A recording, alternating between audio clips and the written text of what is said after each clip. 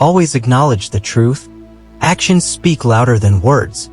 The servant of a king is like a king. A penny in an empty box rattles loudly. Adversity is the true school of the mind. A town which has no school should be abolished. A son must, if necessary, feed and support his parents. A quotation at the right moment is like bread to the famished. If your friend calls you a donkey, prepare a saddle for your back.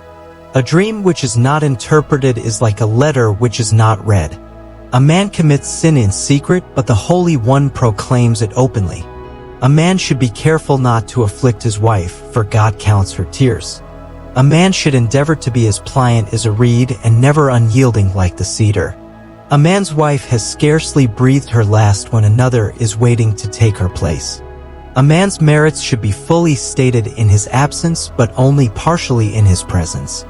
A handsome dwelling, a pretty wife, and beautiful furniture exert a cheering influence upon a man's spirits. A man may be known by three things: by his conduct in money matters, his behavior at the table, and his demeanor when angry. Greater even than the pious man is he who eats that which is the fruit of his own toil, for Scripture declares him twice blessed. Let every man divide his money into 3 parts, and invest 1/3 in land, 1/3 in business, and 1/3 let him keep by him in reserve. Man has 3 friends on whose company he relies. First, wealth goes with him only while good fortune lasts. Second, his relatives go only as far as the grave and leave him there. The third friend, his good deeds, go with him beyond the grave. A true wife makes the home a holy place. If your wife is short, bend down and whisper to her. One who takes revenge due to his zealotry destroys his own house. A woman prefers poverty with the affection of her husband to riches without it. All the blessings of a household come through the wife, therefore should her husband honor her. A husband and wife are one soul, separated only through their descent to this world.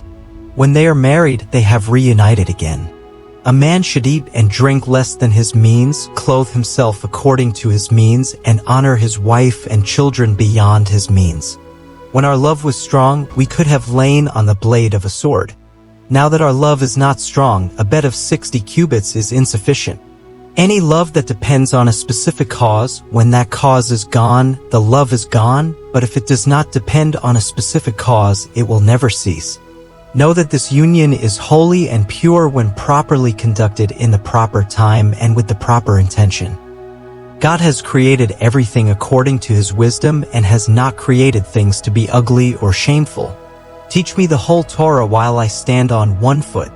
He who unjustly hands over one man's goods to another, he shall pay God for it with his own soul. There are 3 who are especially beloved by God: he who is forbearing, he who is temperate, and he who is courteous. While the son honors his parents, God holds it as if he were dwelling near the child and were himself receiving the honor. Whosoever engages in the study of the law and does not practice benevolence is to be compared to a man who has no God. He who devotes himself to the mere study of religion without engaging in works of love and mercy is like one who has no God. Just as the soul bears the body, so God endures the world. Just as the soul sees but is not seen, so God sees but is not seen. Charitable people silence the complaints of the poor. God says to these pious ones, by your liberality you reconcile the poor man with me, you make peace between us. A child must love and honor his parents while they are living, and must love and respect them after they are dead, and as they loved and honored God, he must love and honor God, and thus make his parents live again in his good deeds. Whosoever does not persecute them that persecute him, whosoever takes an offense in silence, he who does good because of love, he who is cheerful under his sufferings, these are the friends of God, and of them, the Scripture says, they shall shine forth like the sun at noontide. A scholar is greater than a prophet. A thing to which a fool does not consent, know is the right thing. Do not celebrate among the mourners, and do not weep among revelers. Every blade of grass has the angel that bends over it and whispers, grow, grow. The liar's punishment is that even when he speaks the truth, no one believes him. A legal decision depends not on the teacher's age, but on the force of his argument. There is no community where everyone is rich, neither is there a community where everyone is poor. A person will be called to account on Judgment Day for every permissible thing he might have enjoyed but did not. Whoever destroys a soul, it is considered as if he destroyed an entire world. And whoever saves a life, it is considered as if he saved an entire world. There are stars whose light only reaches the earth long after they have fallen apart.